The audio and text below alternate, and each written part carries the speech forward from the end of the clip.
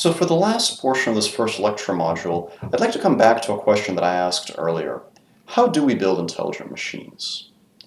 If we really want to think about this problem, kind of as engineers, if we forget everything that we know about learning, reinforcement learning, and so on, and you have to build an intelligent machine, well, where would you start? Maybe a very logical place to start is to think about all of the things that the brain has to do, the human brain. Think of them as independent modules and try to program in modules that do that.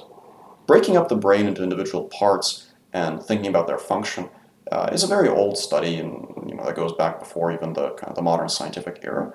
Of course, today's understanding is a little more sophisticated than it was in the 19th century, but there's still a lot of work kind of trying to anatomically chop up the brain into parts with different functions. So then it's very tempting as an engineer to think about building individual computer components to reproduce those functions. But this quickly becomes very difficult because there are a lot of these parts. Implementing each of them is very hard, and implementing all of them might require an inordinate amount of work. What if we instead consider whether learning could be seen as the basis of intelligence? I'm going to make an argument for why this might be true. This is not by any means a widely accepted or universally accepted opinion, but perhaps we can just entertain that notion and see where it leads us. One way we could argue for this notion is to say, well, there are some things that we can all do, like walking, but there are some other things that clearly we have to learn, because there's no way that humans could, through evolution, be prepared for things like driving a car. Cars weren't around when we evolved. So the argument here would be that we can learn a huge variety of things. So that second category, some things we can only learn, it's a very large category. There's a huge variety of things we can learn, including extremely difficult things. And while there might be some things that we could argue are innate, the range of things we can learn is so broad that perhaps it basically captures everything that we care about. And those things that are innate, we could have learned them also if they weren't innate to begin with. So therefore, our learning mechanisms are likely powerful enough to do basically everything that we associate with intelligence. Maybe you agree or disagree with this notion, but if you humor this notion for a second, we could think about how we'd use it to refine our plan for building intelligence. Now, we could simply take this recipe and use it to, instead of designing the functionality of each module, instead design a learning algorithm for each module. So we say, well, okay, we're not going to implement the visual cortex or the motor cortex by hand. What we'll instead implement is a learning algorithm for the visual cortex and a separate algorithm for the motor cortex. This kind of thing was a dominant way of thinking about machine learning in the 90s and early 2000s. But what if we hypothesize that perhaps there's a single flexible algorithm that can do all of these things? Perhaps not only is learning the basis of intelligence, but in fact learning with a single powerful algorithm is the basis of intelligence. That's a very provocative notion, but it's also a very appealing one because it suggests that we could save ourselves a lot of work. Instead of designing a separate algorithm for each module, we simply design one algorithm that is broad enough and flexible enough to acquire all these capabilities. And there is a bit of evidence, a bit of circumstantial evidence, to suggest that something like this might in fact be close to what's going on in the real brain. These pieces of evidence, they all have the general flavor of illustrating some degree of flexibility that is unusual or unexpected. For instance, you could acquire this degree of visual acuity by using your tongue. You could take a camera with electrodes attached to it and place those electrodes on your tongue and then close your eyes, or if you're blind, try to use your tongue to see, and then perform some tests of visual acuity, and you will in fact, with a fair bit of practice, acquire a degree of visual acuity with your tongue. A more extreme experiment, that is sometimes referred to as the ferret rewiring experiment, was performed on animals, on ferrets, where the ferret's optic nerve was disconnected from the visual cortex and reconnected to the auditory cortex surgically when the ferret was very, very young. Then the ferret grew up, and over the course of its development, it actually recovered a degree of visual acuity, which means that its auditory cortex was essentially learning how to see. So if different sensory cortices can be repurposed to perform each other's jobs, perhaps in some sense they're all implementing the same flexible algorithm. We could take this idea even further and hypothesize that not only sensory cortices, but a lot of the functionality of the brain could in fact be performed by a single flexible algorithm. We don't know if this is true, but it's a very appealing notion. If in fact this is true, we could ask, well, what kind of algorithm could it be? What must the single algorithm be able to do? It has to be able to interpret rich sensory inputs. It has to deal with complex, rich, open-world problems. And it has to choose complex actions, which means that it has to reason about decision-making and control. Where have we seen that before?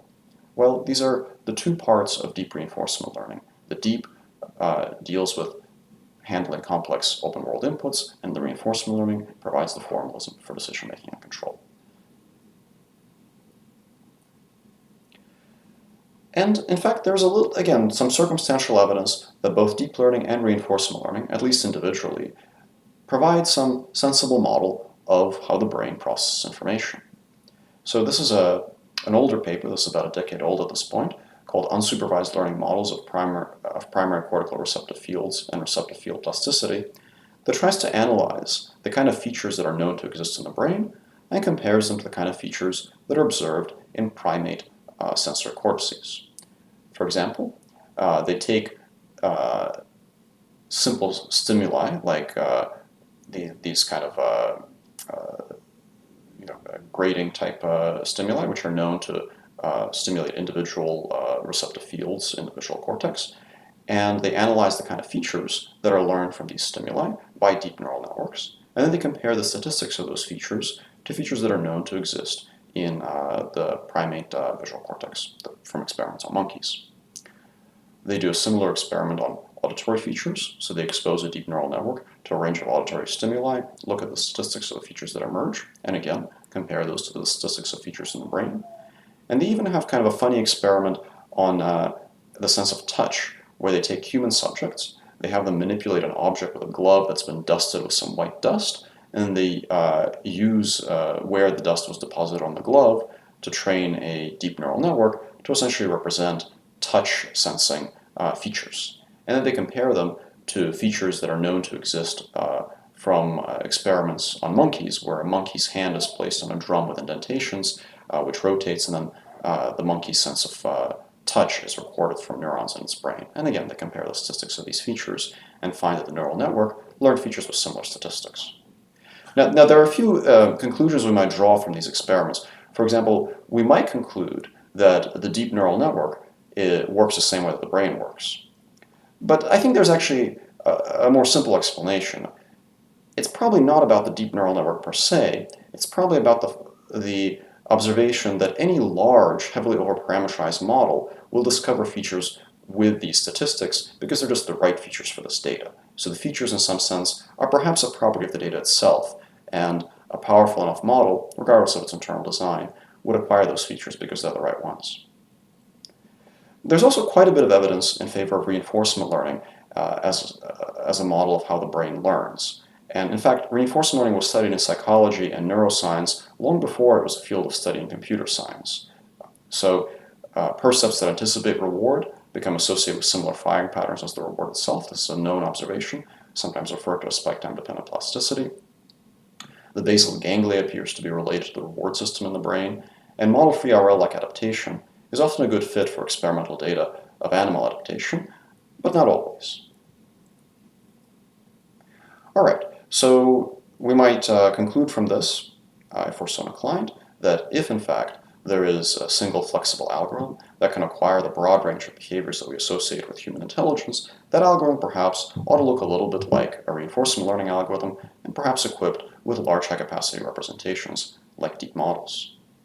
So then we could say, well, what can deep learning and RL do well now? Basically, how close are we to that, and what seems to be missing? Well, current deep reinforcement learning algorithms are pretty good at some things. They're good at acquiring a high degree of proficiency in domains governed by simple known rules, like board games and video games. They're good at learning simple skills with raw sensory input given enough experience. And they're pretty good at learning to imitate given enough human-provided expert behavior. But they still fall short in a few very important ways compared to human intelligence or even animal intelligence. Humans can learn incredibly quickly. Deep reinforcement learning algorithms are not usually known for their efficiency. They usually require a very large amount of experience. And it may be because humans are very good at reusing past knowledge. So humans can adapt quickly. For instance, this is a commonly done motor control experiment where a person moves this lever, a perturbation is introduced requiring the person to react, and then the experimenter measures how many trials the human needs to learn how to overcome any perturbation introduced by this lever. Humans learn this very quickly in just a couple of trials. But chances are humans aren't learning entirely from scratch. They have past experience with physical manipulation, moving their bodies, and with responding to perturbation forces. Transfer learning in deep RL is still an open problem, but its goal is to essentially address this capability. It's also often not clear in reality what the reward function should be. So in classical reinforcement learning, we typically assume the reward function is known and it's correct, but in the real world, it's far less clear. It's also not clear what the role of prediction should be. So should we learn by modeling the entire world and then planning through that model, or should we learn directly from trial and error, or should we do a little bit of both? But to sum all this up, one of the things that deep reinforcement learning could potentially offer us is a way to think about the acquisition of intelligence in a more unified algorithmic way without having to think about designing individual algorithms or individual modules. But this is not by any means a new idea. Going from this kind of modular, very complex model to a simple learning-driven model is something that is in some sense as old as computer science itself. Here's a quote that I like very much on this topic. Instead of trying to produce a program to simulate the adult mind, why not rather try to produce one which simulates the child's? If this were then subjected to an appropriate course of education, one would obtain the adult brain. Who wrote this? Alan Turing.